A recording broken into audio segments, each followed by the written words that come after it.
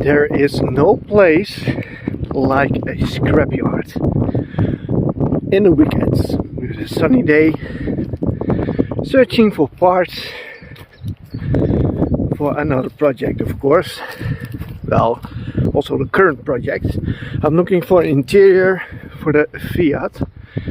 And the fun thing about this scrapyard here is all the brands are at the same place. So there's all the Opels, Vauxhalls, etc. Another Opel, so now you can see how bad they are. joke. And here we have Italian, so Fiat Panda. And what do you have? The French cars. Look, this one came straight from the factory. Yep. Fiat Chroma. That's an interesting car.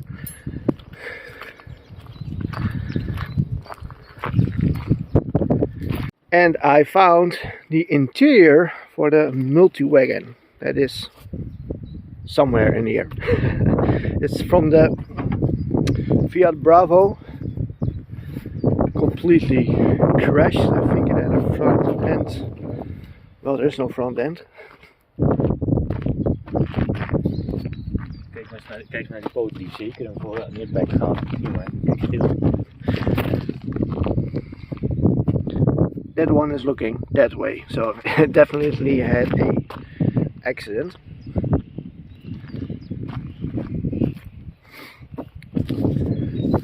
And this will be the interior that we are going to use. But first, let's remove everything from the car.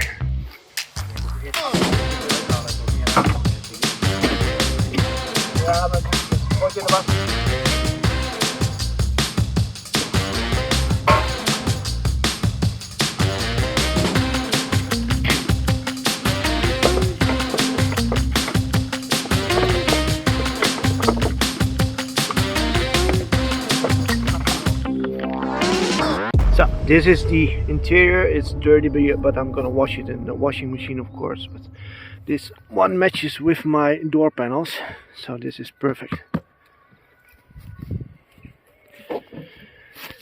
And the rear seats also. I hope you can see it on camera, but the mounting points for the rear seats are exactly the same as on the Stilo. So yeah, we are going to use this one and make an adaptation for the front seats. Here's another Bravo with a front impact damage. Holy shit. Damn, that's amazing. Damn, that must have been a crash. Just look in.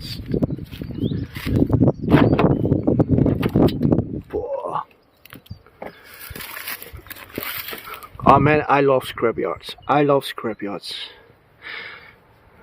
And the fabric on a Bravo, the foam for the seats is much stiffer, much better. It's absolutely not worn. It's dirty, of course. It's much luxier than the Stilo, to be honest. And you can see all the same parts that they used on the Bravo. So you can see the ceiling lights, the handles. These ones are all the same. Even, and you might not know it, even the heater panel here is exactly the same as the Fiat Stilo. Let's see what we have. Panda is boring. Another Panda also boring. Fiat 500.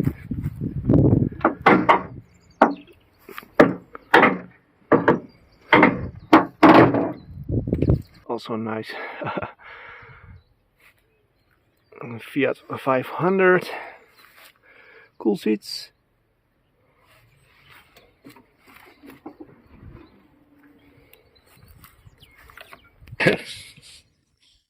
Well, Tim is removing the last front seat from the car. Might look dirty, but it's a nice front seat. So what do we have here? Another Panda. Another Panda.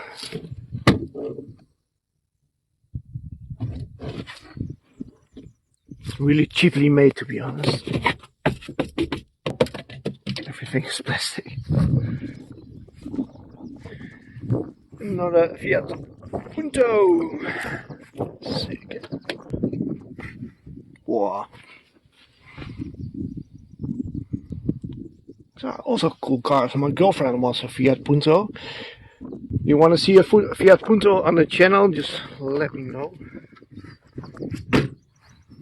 Obviously not this one. Another Fiat Punto.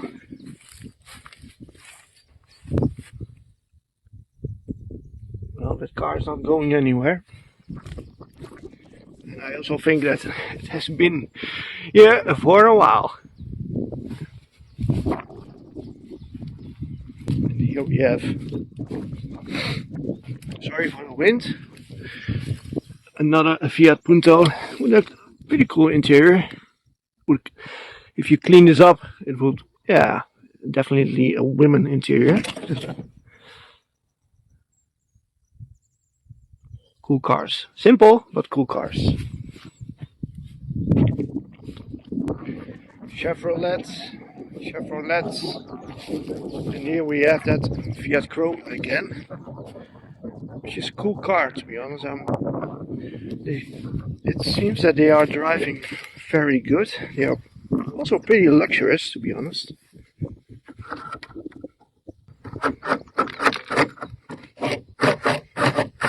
All the glasses.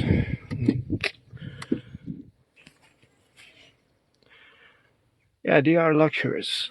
And they have an Opel engine. They only come with Opel engines. That's the most shittiest part of the whole car, to be honest. But I'm not sure if they are reliable. If you know that they are reliable, then let me know. As you can see, that's Opel. This is the 2.2. I'm not sure if it is a JTS or whatever, but just looking at it, the fuse boxes, etc., everything is the same as on the Stilo. Oh, Alfa Romeo 147 1.6 D-Spark.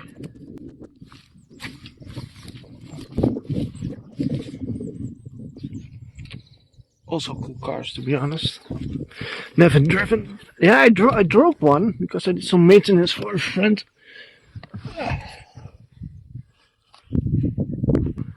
Probably the seats would fit also.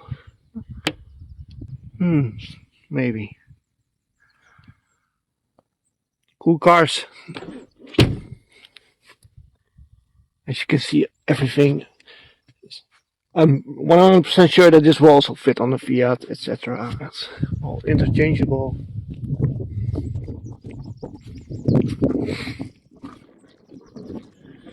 Cylinder engine, of course. This one is the same on the 2.4 Abarth. These parts are all the same. Of course, one cylinder less than on the Stilo, but basic. Cool cars.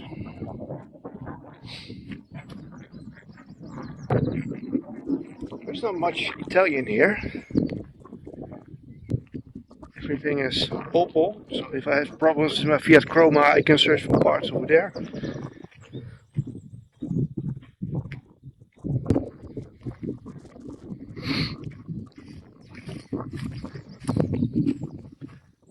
See if Tim is ready yet. Ready? Yep. By the way, this is also very nice. Wow.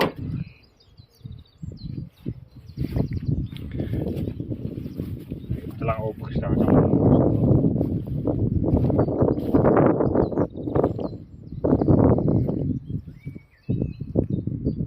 Ja, zo'n dak is ook wel weer. The rest of the cars here are all Japanese or Asian cars, Asian car brands, Honda,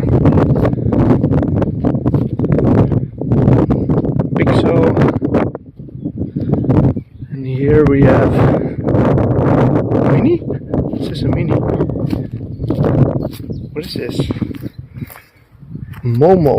No, that's a steering wheel brand, idiot. Yeah, this is a Mini, I believe. Yep. Cool.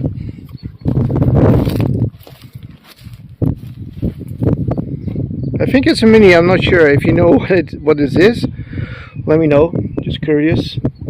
Mazda. I also love these cars, the way they look.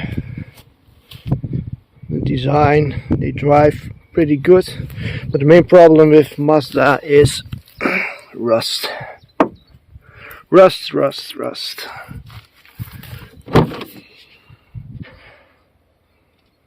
Cool. Oh man, I can walk here for days just looking at cars. Just don't forget that a long time ago someone would have bought this car brand new. One of these cars. They went into the showroom and they said, yep, that's my car. And now they look like this. And a lot of people will think like, yeah, it's just a car, it's just metal. If it's broken, just get a new one. But I never had that, to be honest. Those are Volvos.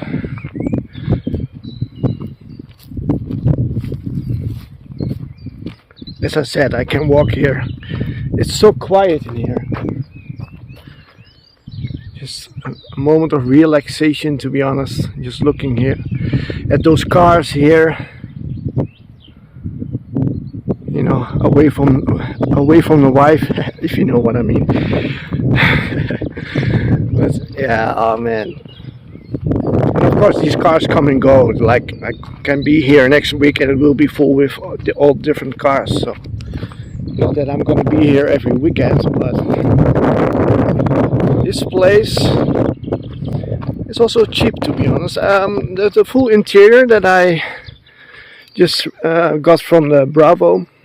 Oh man, should we get this one on the channel someday? Let me know.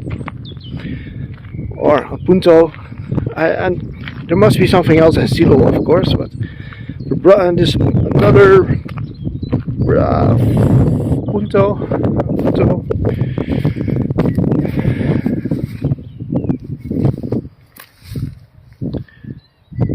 Fiat Punto. Anyways, interior. I paid 75 euros for the complete interior. I don't need the door panels because I can't use them. But the front seats, I'm gonna wash them. And also got another pair of those Bravo seats with good cushions or foam in here. This one is worn. It's not worn, but there was a lot of material on it. So we're gonna replace that. I'm gonna wash it, clean it. There's not much Italian. Long lost car, Chrysler, neon, typically American, of course. If it's American, it's probably also automatic, I believe. And yep, automatic. But that car has been here for a while. This is a Vando, but we are not sure what kind of model this is. This could be anything. At first we thought it was a Zoe, but we are sure it's a Renault. In here.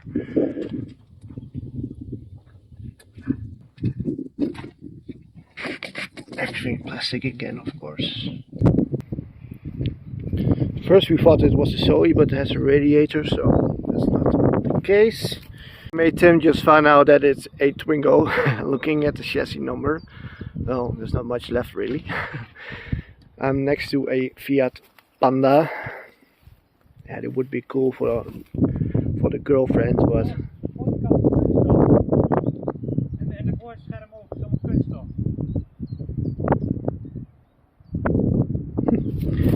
made Tim just show me that the front hood is made of plastic plastic. En de voorscherm ook. Also the front fender is also cheap. These are the front seats that I got from the scrapyard, and as you can see they are not in the best of shape. I made them wet to try to clean them, but the best way is to simply remove everything from the seat and restore it back to a factory new state. So let's disassemble the complete seat and restore it. I turned the seat upside down. I just wanted to show you guys something. Let me get on my knees. What's the easiest way? This is the easiest way. Okay. On the Fiat Stilo seats, everything has been screwed in. If you have ever worked on a Fiat Stilo seat, then you know what I mean. But the Bravo, and I think it has to do with costs and money, is they simply use these clips. I hope you can see it on camera. The sun is out. So those clips, those tabs, really, just push them in and push them outside, and then the whole fabric side will come loose. There are the only two bolts that I could find are these, and there's another one, I believe. Oh, there's not even one on here. They only used tabs like this. It's funny. So let's remove them. We start with removing one screw on the back of the seat, and with pushing the tabs inside, we can easily remove the plastic. We then loosen the fabric on the bottom of the seat. With the tabs pushed in, we can easily remove the fabric and cushion from the seat. Before we can remove the airbag from the seat, we need to loosen the 3 tabs on the back of the seat. The airbag from the seat is screwed in with 2 bolts. We undo the wire from the airbag and out it goes. The fabric is held in place with a plastic locking mechanism. There is a metal ring in the fabric that clicks into plastic tabs located in the foam. It is very easy to work with.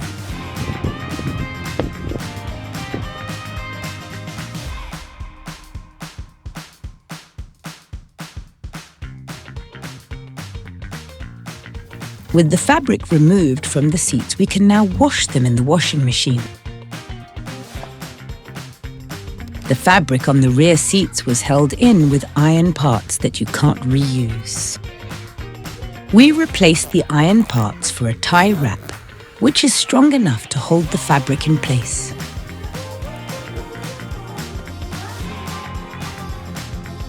This is, of course, not the way the seats were made, and we will never get it to factory spec, but we can get close enough.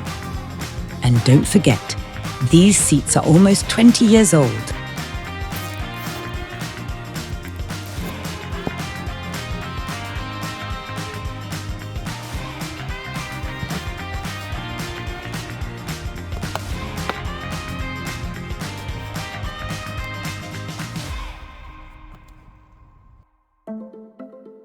And then, after just washing the fabric on 60 degrees, we transformed the seats that came from a scrapyard into a good-looking seat. The plastics have been painted matte black, and we tried to get the fabric as tight as factory spec. These seats have been outside in the weather for maybe months, and look at them now. We give car parts a second life on this channel, and we do it with passion.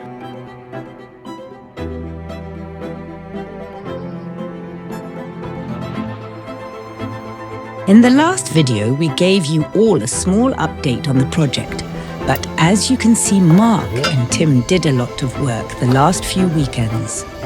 We had to replace the brakes and welt the exhaust manifold. We also replaced the rear suspension, and we went for a small test drive.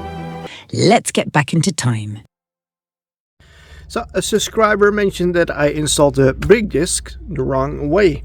He said you have the right disc on the left side and the left disc on the right hand side. I was like, are you sure? So I rechecked the video, and of course I also checked on the car, and well, he is right. I normally use Brembo brake discs, but these are EBC brakes, and they have this groove in here. There is no marker that says it's for the left or the right, so I just checked and googled it, and well, basically it goes from the top side like this to the inside, and if you follow that rule, then you see that they are going this way. Let's swap them. So I think his name was Neo, I believe. Well, Neo, I hope you are happy right now, because this is the way it should be then. Thank you.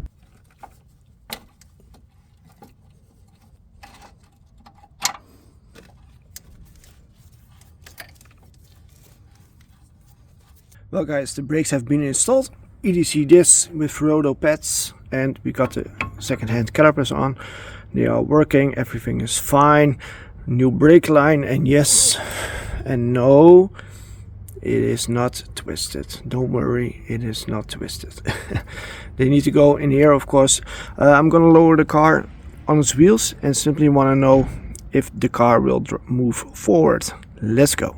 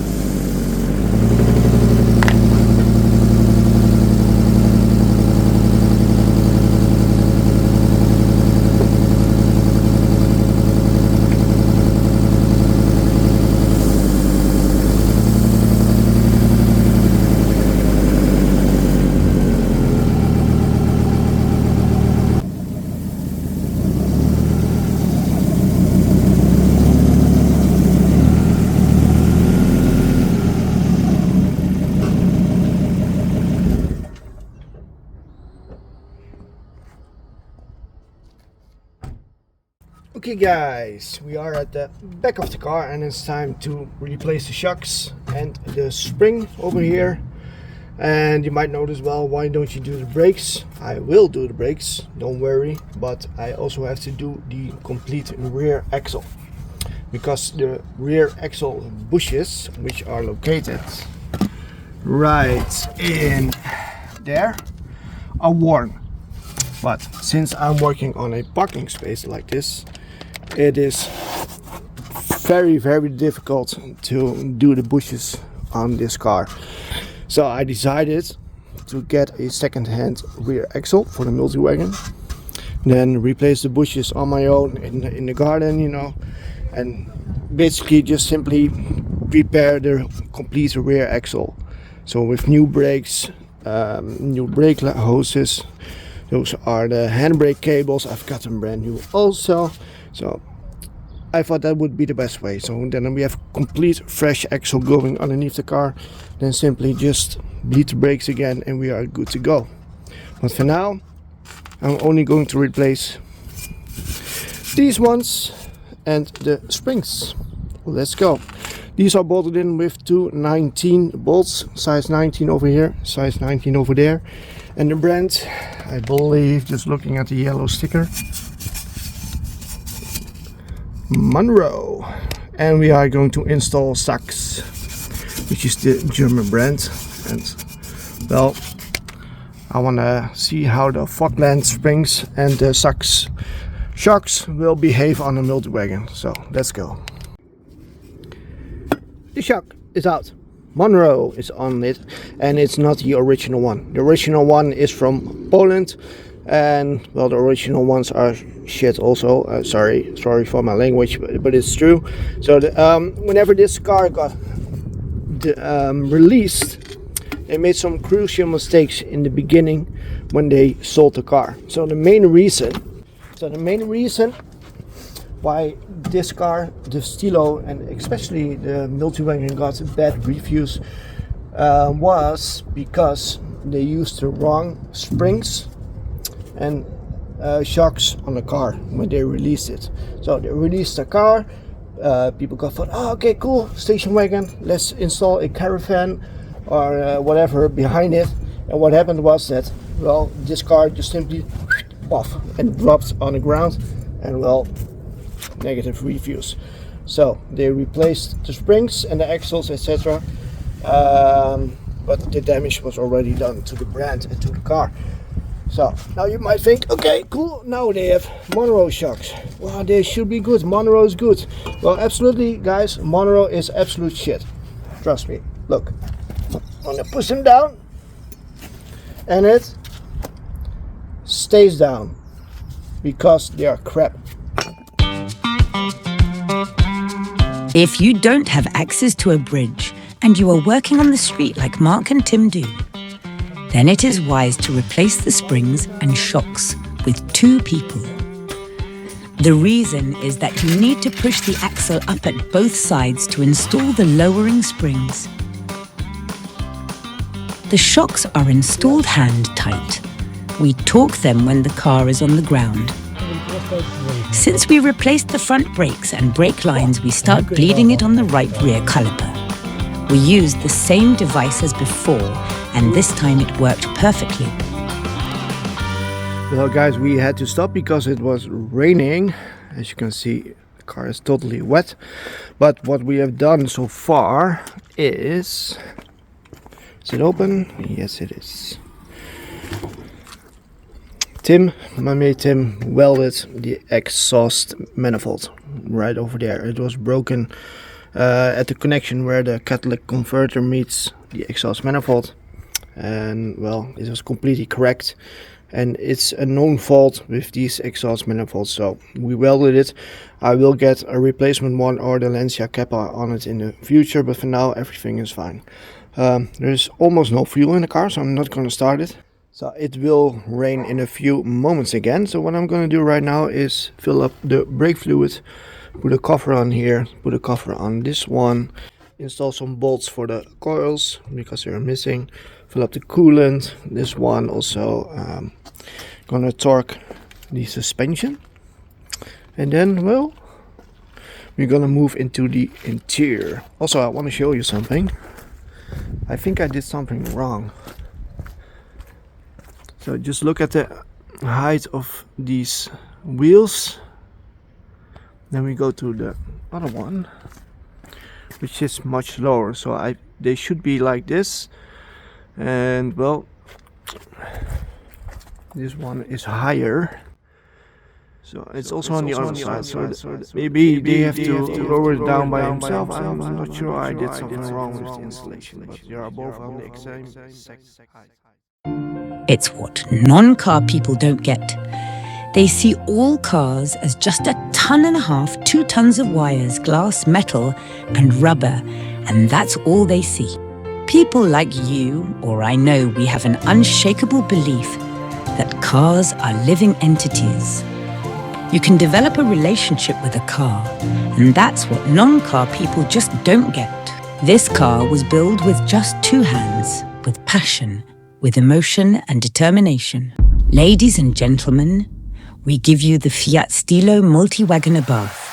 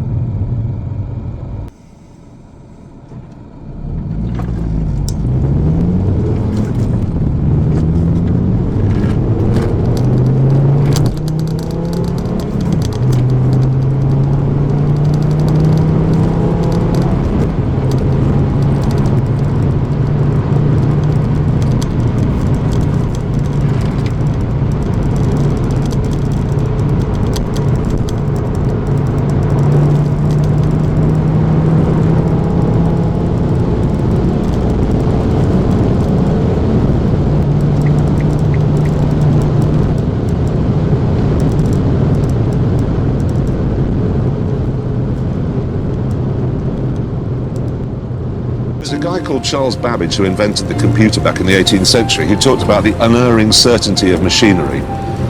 Okay, now the problem you have is that when you have the unerring certainty of machinery, it is a machine.